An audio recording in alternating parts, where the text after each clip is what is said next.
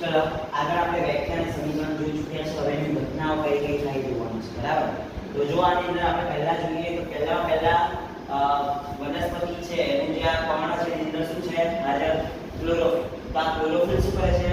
આ સૂર્યપ્રકાશનું શોષણ કરે છે. બરાબર. તો પહેલી ઘટના થઈ. એની ઘટના પહેલા શું લખશું આપણે કે ક્લોરોફિલ દ્વારા પ્રકાશ ઊર્જાનું શોષણ. કારણ કે સૂર્ય પ્રકાશ આવે છે તો એ કઈ ઊર્જા છે? પ્રકાશ ઊર્જા છે. તો ક્લોરોફિલ દ્વારા શું થશે? પ્રકાશ ઊર્જાનું શોષણ થાય છે. બીજી ઘટના શું થાય કે આ પ્રકાશ ઊર્જા આવે છે એમાંથી આ પાણી અને કાર્બન ડાયોક્સાઇડ વચ્ચે પ્રક્રિયા થાય છે. રાસાયણિક પ્રક્રિયા થવાની છે. જો રાસાયણિક પ્રક્રિયા થાય તો ઊર્જા પણ કઈ હશે? રાસાયણિક હશે. તો એ પ્રકાશ ઊર્જાનું રાસાયણિક ઊર્જામાં શું કરી દેશે? રૂપાંતર થઈ જાય છે, એટલે ફેરવાઈ જાય છે. અને છેલ્લું છે કાર્બન ડાયોક્સાઇડનું ગ્લુકોઝમાં રિડક્શન. જો અહીંયા કાર્બન ડાયોક્સાઇડ જે છે એમાં ઓક્સિજન હતો, એમાંથી ઓક્સિજન શું થઈ ગયો? દૂર થઈ ગયો. હવે ઓક્સિજન દૂર થાય એટલે કઈ પ્રક્રિયા થાય? તો રિડક્શન થાય. બરાબર.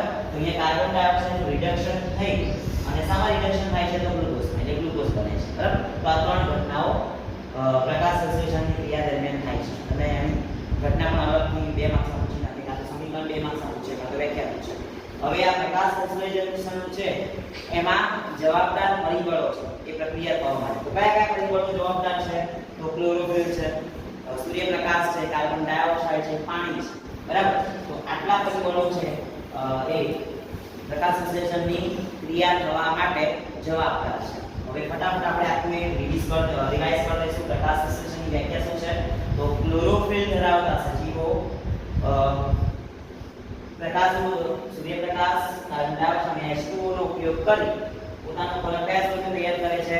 ગ્લુકોઝ સ્વરૂપે. તો આ ઘટનાની આ ક્રિયાને શું કહેવાય? પ્રકાશ સંશ્લેષણ. પછી એનું સમીકરણ છે કે 6CO2 માં H2O ઉમેરો અને ક્લોરોફિલને સૂર્યપ્રકાશ ની પ્રક્રિયા કરાવો એટલે અહીંથી C6 એટલે C6 બનશે. આ 12 24 હાઇડ્રોજનમાંથી H12 અને અહીંથી 6 ઓક્સિજન એટલે ગ્લુકોઝ બનશે. અહીંયાથી આ 6O2 દૂર થાય છે તો પ્લસ આમાંથી 6 H2O પણ દૂર થાય છે. બરાબર. હવે એના દ્વારા કઈ કઈ ઘટનાઓ થાય પ્રકાશ સંશ્લેષણમાં? તો પહેલા આ ક્લોરોફિલ દ્વારા આની અંદર જે ક્લોરોફિલ છે પર્ણમાં એના દ્વારા શું થાય? સૂર્ય જે પ્રકાશ ઊર્જા છે એનું શોષણ થાય. બીજું કે પ્રકાશ ઊર્જાનું રાસાયણિક ઊર્જામાં રૂપાંતર. અને ત્રીજું આ કાર્બન ડાયોક્સાઇડનું ગ્લુકોઝમાં રિડક્શન થાય. એના માટેના જવાબદાર પરિબળો કયા કયા છે?